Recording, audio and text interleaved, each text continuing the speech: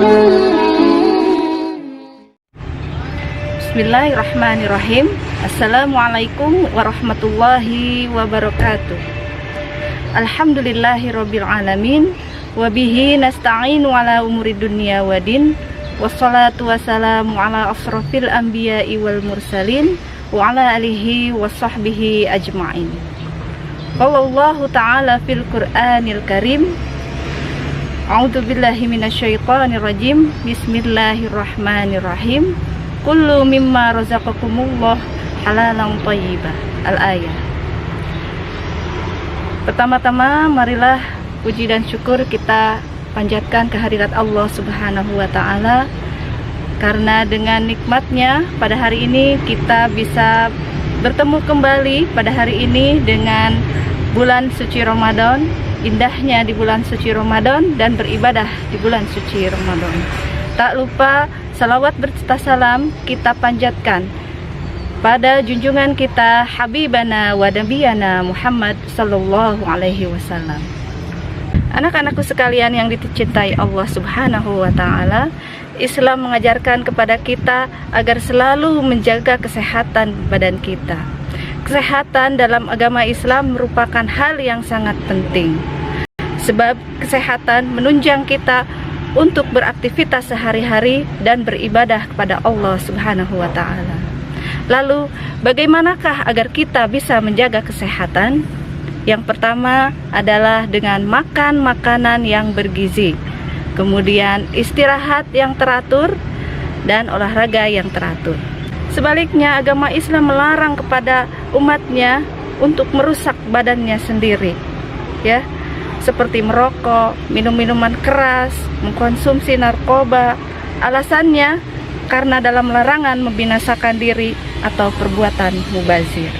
Anak-anakku sekalian yang disayangi oleh Allah, merokok itu sangat berbahaya, karena di dalam rokok menurut penelitian terdapat lebih dari 4.000 macam racun yang terkandung di dalam rokok. Rokok tidak saja mengganggu kesehatan si perokok tersebut. Apabila rokok telah disundut atau dinyalakan di depan keluarga kita, anak kita, istri kita, kemudian sanak saudara kita, tidak hanya kita saja yang merokok menghirup zat yang beracun itu, akan tetapi keluarga kita pun ikut merasakan dampak negatif dari rokok tersebut. Kemudian racun-racun tadi akan menyebabkan berbagai macam penyakit, diantaranya yaitu penyakit jantung, kemudian darah tinggi, kemudian bahkan ada yang menyebabkan kanker. Memang merokok itu tidak serta-merta menimbulkan penyakit. Bahkan ketika merokok tidak hanya cukup satu hari, berganti minggu, kemudian berganti bulan, bahkan bertahun-tahun. Racun yang dihisap ketika kita menghisap rokok akan menumpuk di dalam darah kita, akan menumpuk di dalam aliran darah kita, akan menumpuk di dalam tubuh kita, akan menumpuk di dalam otak kita, dan lama-kelamaan akan menjadi penyakit yang menyebabkan kanker, bahkan kematian. Anak-anakku sekalian yang dicintai oleh Allah Subhanahu wa taala, Islam juga melarang kepada kita untuk meminum minuman keras atau khamr. Sebab apabila dikonsumsi, khamr dapat memabukkan, dapat membuat seorang kehilangan kesadarannya, dapat membuat seseorang hilang akal. Islam adalah agama yang dirahmati oleh Allah Subhanahu wa taala. Di dalamnya terdapat ajaran-ajaran bahwa orang yang beragama Islam harus menjauhi yang haram dan mendekatkan diri kepada yang halal. Karena khamr termasuk dalam hal-hal yang diharamkan, maka jauhi. Meminum minuman keras atau miras memiliki banyak sekali mudaratnya. Sebab bila diminum akan menghilangkan kesadaran, sehingga dikhawatirkan akan melakukan tindakan-tindakan yang tidak diinginkan, seperti merugikan orang lain, mencelakakan orang lain, bahkan melakukan tindakan-tindakan kriminal. Meminum minuman keras juga dapat merusak otak dan syaraf. Meminum minuman keras atau khamr adalah perbuatan dosa yang sangat besar. Bahkan orang yang sedang mabuk dilarang untuk sholat. Ya ayyuhalladzina amanu la taqrabus shalah wa antum sukara. Yang artinya, hai orang-orang yang beriman, Janganlah kamu sholat sedang kamu dalam keadaan mabuk. Selanjutnya adalah narkoba. Narkoba kepanjangan dari narkotika dan obat-obatan terlarang. Para ulama sepakat haramnya mengkonsumsi narkoba bukan dalam keadaan darurat. Ibnu Taimiyah rahimahullah berkata, narkoba sama halnya dengan zat yang memabukkan.